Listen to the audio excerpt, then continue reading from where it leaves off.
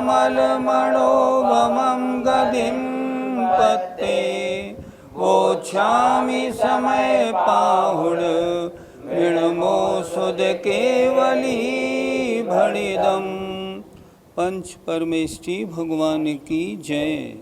पिछली गाथाओं में ये बताया गया कि आत्मा परद्रव्य को जानता है, श्रद्धान करता है, देखता है और छोड़ता है, ये सब व्यवहार है। आत्मा अपने में जानना छोड़ना करता है, ये निश्चय है। आज व्यवहारने का जो वर्णन पिछली ज्ञानशाला में हुआ था, अब उसके निष्कर्ष रूप में दो गाथाएं हम करेंगे, 395, 396। आइए 395 नंबर की गाथा देखते हैं।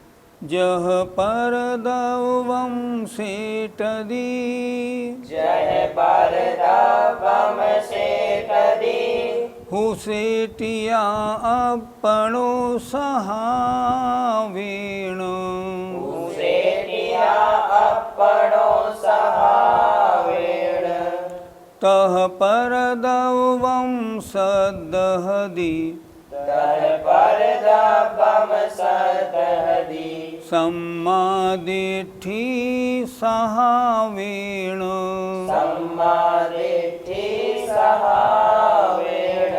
बोलो। जह परदवम सेटदी, हुसेटिया अपनो सहावेण, तह परदवम सदहदी, सम्मादिठि सहावेण।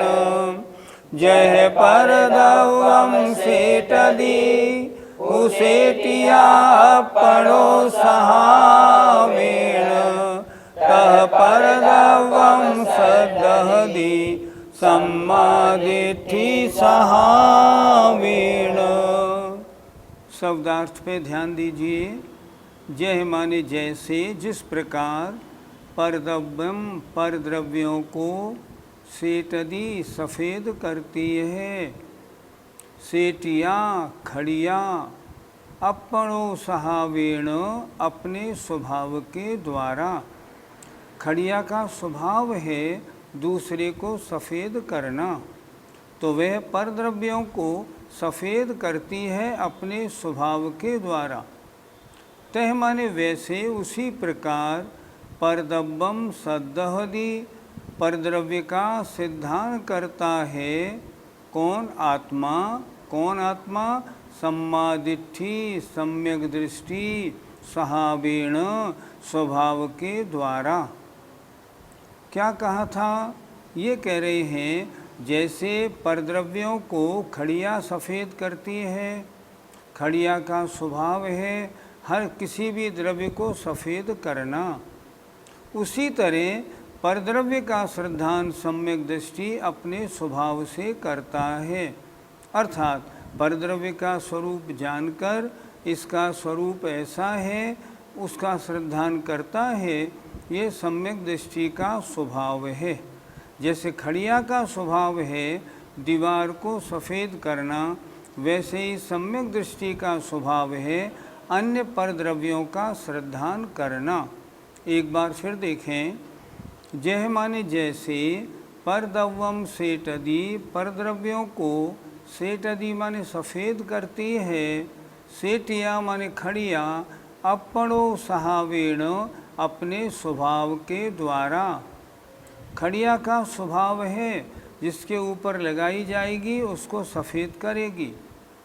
तह माने वैसे ही परदव्यम सदहदी परद्रव्य का श्रद्धान करता है, सम्यक दृष्टि स्वभाव के द्वारा अपने स्वभाव से ही परद्रव्य का सही सही श्रद्धान करता है। भावार्थ देखें। जैसे खड़िया अपने स्वभाव के द्वारा भीत माने दीवार आदि परद्रव्यों को सफ़ेद करती है, उसी प्रकार सम्यक दृष्टि भी अपने स्वभाव के द्वारा परद्रव्य का श्रद्धान करता है। जैसा पर वस्तु का स्वभाव है, जैसा उसका लक्षण है, वैसा श्रद्धान करता है। मान लो शरीर के मामले में, ये शरीर क्या है? ये तो नौकर्म वर्गणाओं से बना हुआ पुद्गल का शरीर है।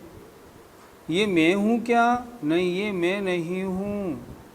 तो मैं कौन हूँ? इस शरीर के अंदर जो जानने देखने वाला आत्मा है, मैं तो वह हूँ। सम्यक दृष्टि हर वस्तु का सही सही श्रद्धान करता है। ये मकान मेरा है? नहीं नहीं, ये मकान मेरा नहीं है, ये मैंने बनवाया है इसलिए मेरा कहा जाता है। वास्तव में मेरा तो मैं ही हूँ, अन्य नहीं। जीवन में जब सुख दुख के प्रसंग आते हैं तो सम्यक दृष्टि रोता या हंसता नहीं। क्यों? क्योंकि वो जानता है ये जो प्रसंग आए हैं ना, ये कर्म उदय के अनुसार आए हैं। ये कर्म उदय में कहाँ से आए? मैंने ही तो किए थे पिछले भव में। किसी अन्य ने किए? अन्य ने नहीं किए, मैंने ही किए। अन्य के किए गए कर्मों का फल मुझे नहीं मिलता। मैंने जो पूर्व भव में कर्म किए हैं उनका फल मुझे मिलता है। इसलिए अगर कोई दुख का प्रसंग आया है तो मेरे किए कर्मों का फल है, मैं दुखी क्यों हूँ? और अगर मैंने पहले जन्मों में कोई पुण्य कार्य किए हैं और उनके फल से मुझे अच्छी सामग्री मिल जाती है तो भी वह उसमें ज़रा भी फूलता नहीं, घमंड नहीं करता। वो जानता है ये परवस्तु है, ये मेरा स्वभाव नहीं। पहले जन्मों में कुछ कार्य अच्छे किए होंगे, उसके अनुसार ये वस्तु मुझे मिल गई है, लेकिन कब तक रहेगी इसका कोई ठिकाना नहीं। क्योंकि संसार में हर वस्तु नाशवान है। आज है और कल उसकी खबर नहीं। किसका कितना जीवन है उसका मानना नहीं।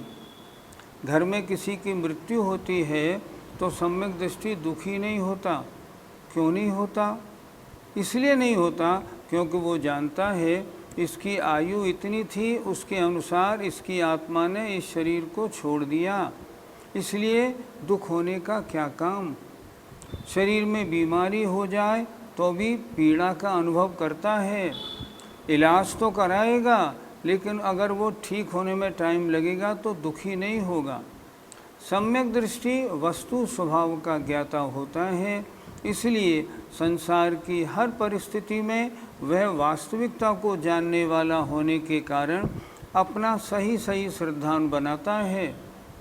मेरा नुकसान सामने वाले ने नहीं किया, मेरा नुकसान मेरे कर्मों के उदय से हुआ है, इसलिए मैं सामने वाले के ऊपर क्यों तो रोष करूं, क्यों कुछ भी करूं, मैं नहीं करता।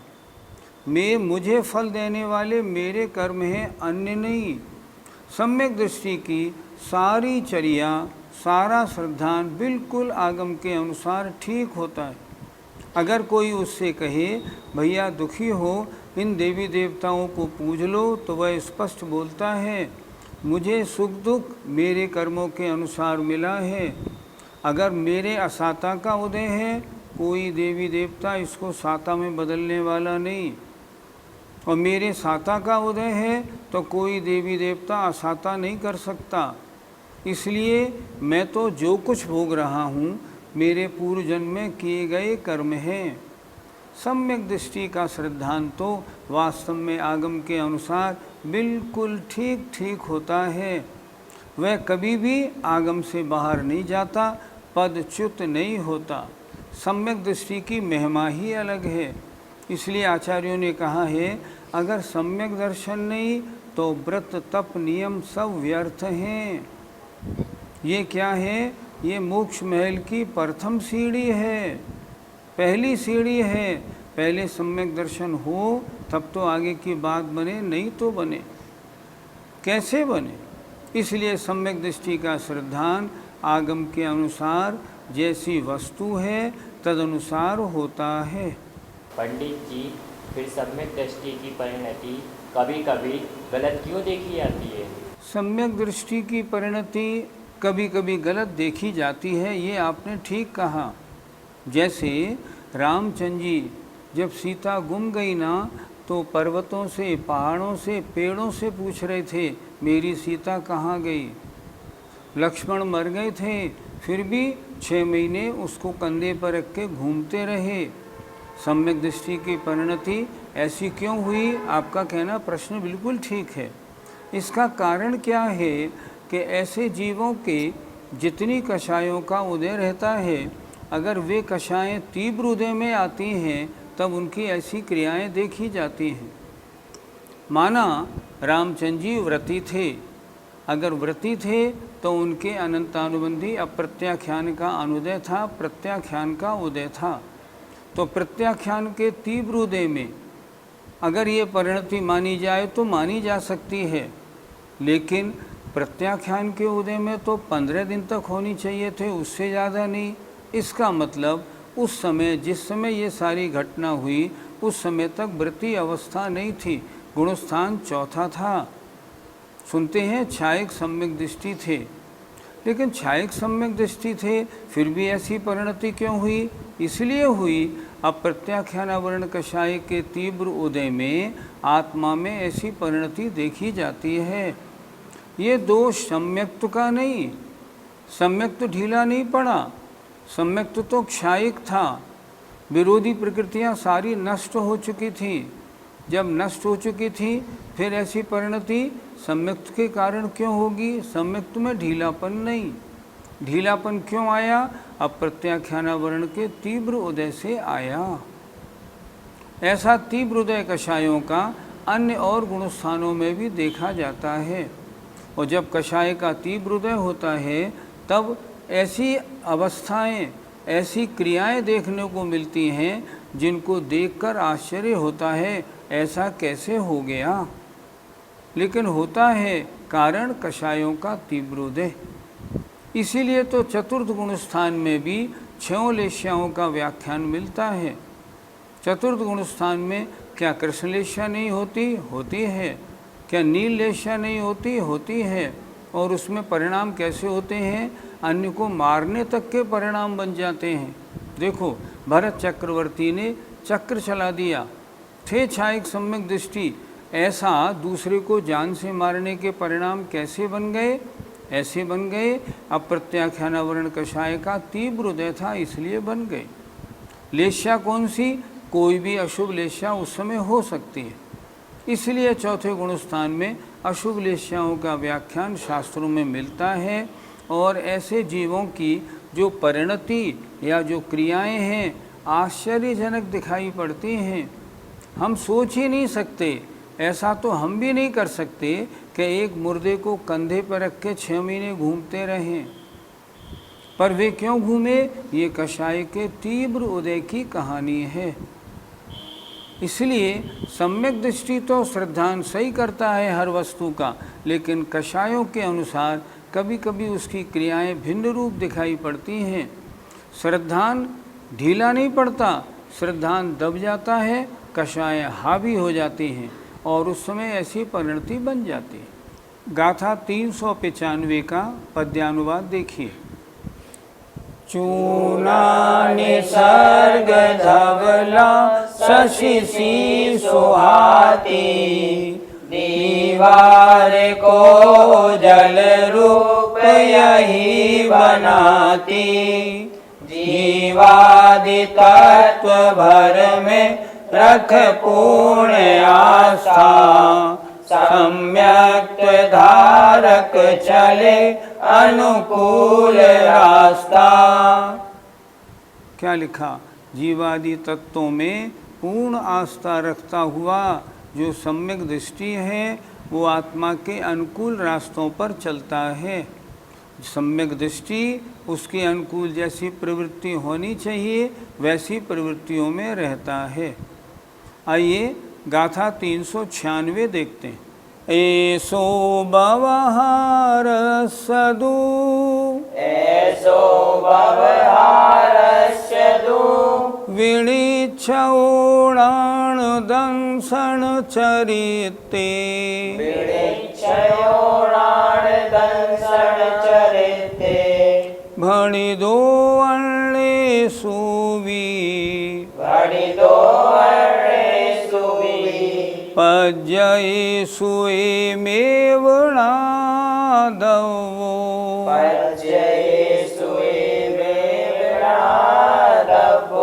बोलिए एषो व्यवहार सदो विनिच्छोणान दंसन चरिते मणिदो अर्णेषु विपज्येषु एमेव नादवो एषो व्यवहार सदो विनिच्छोणान दंसन चरिते मणिदो अर्णेषु विपज्येषु एमेव नादवो।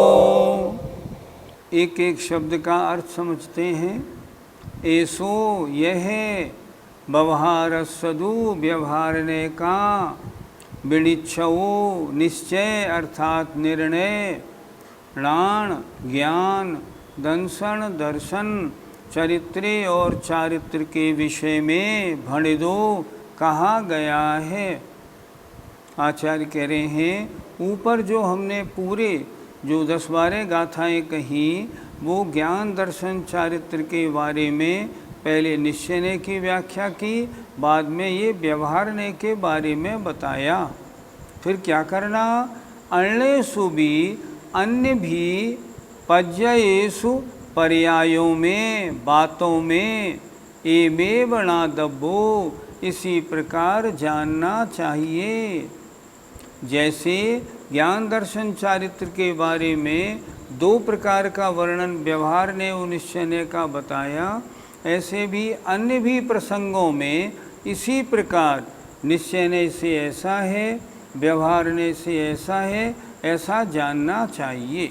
भावार्थ, यह ज्ञान दर्शन और चारित्र के विषय में व्यवहारने का जो निर्णय है वह कहा गया है, इसी प्रकार और बातों में भी लगा लेना चाहिए।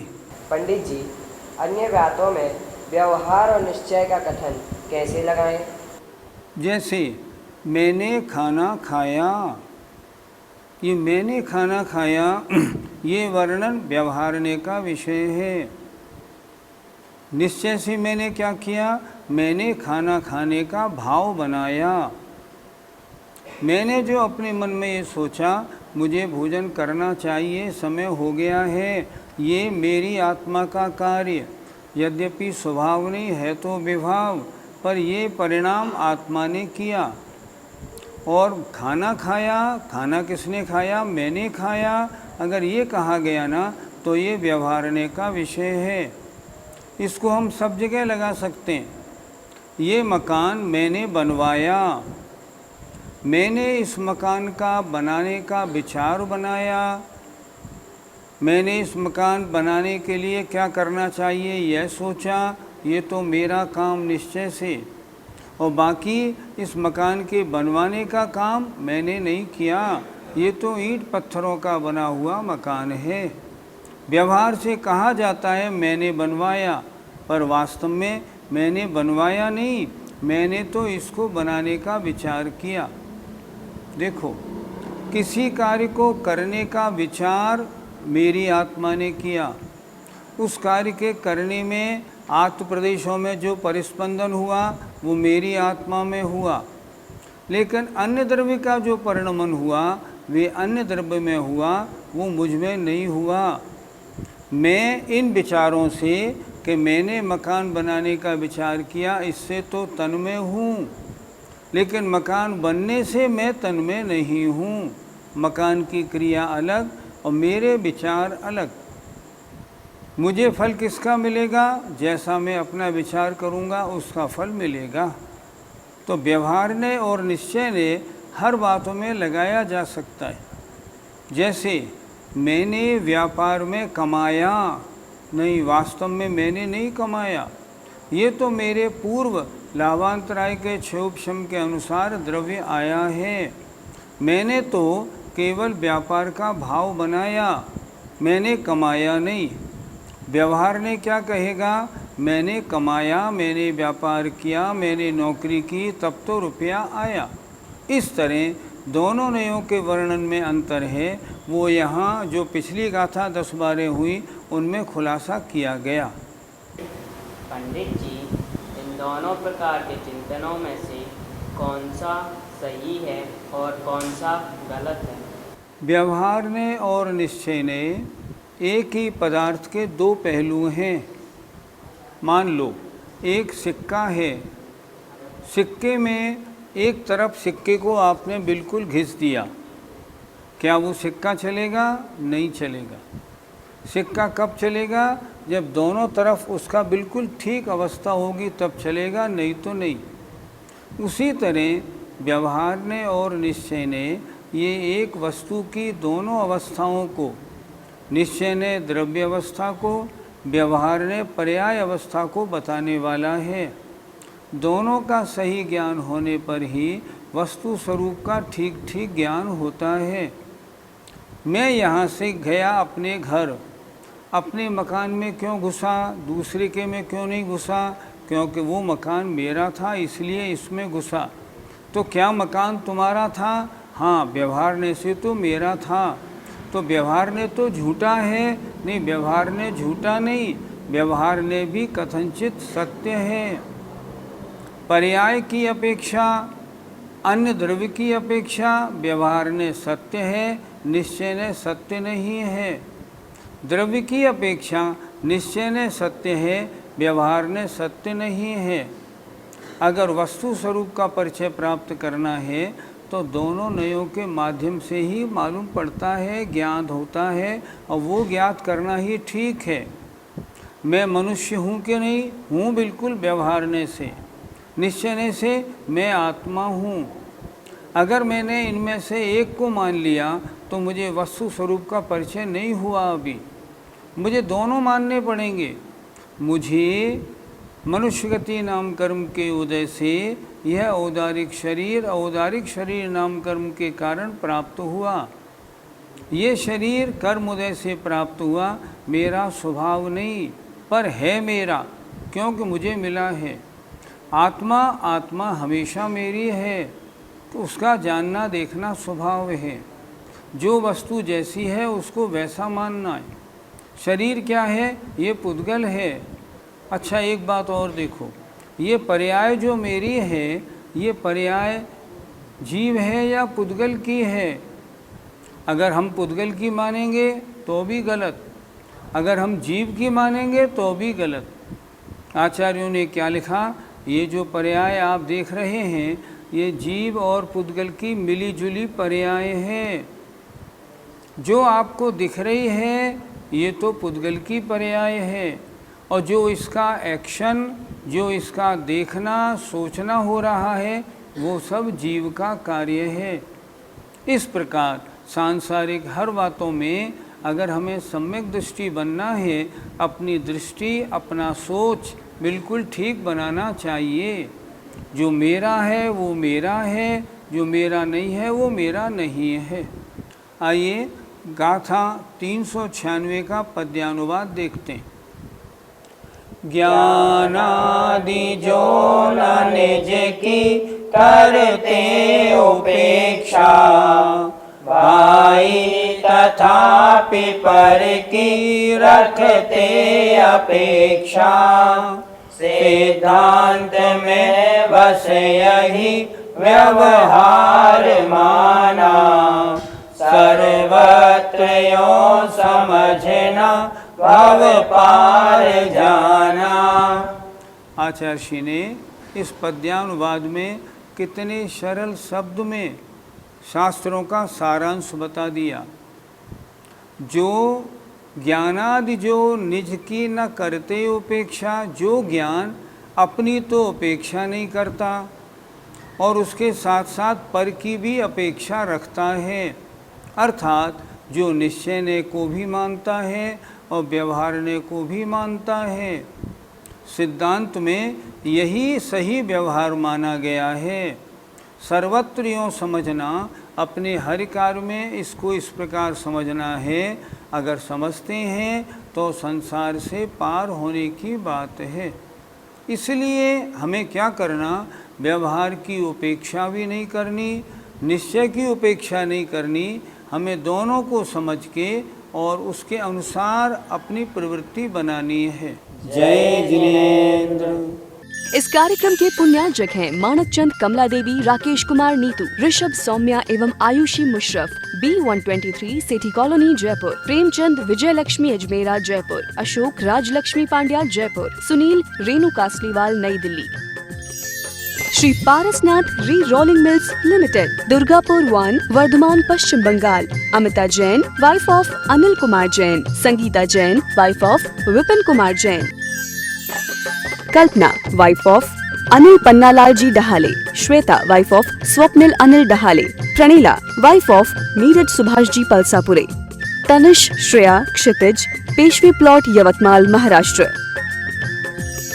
Sunil Kantilal Jain, Sushma Sunil Jain, Sujit Sunil Jain, 1 Shanti apartment, plot number 184 N5, Savarkar Nagar, Aurangabad, Maharashtra.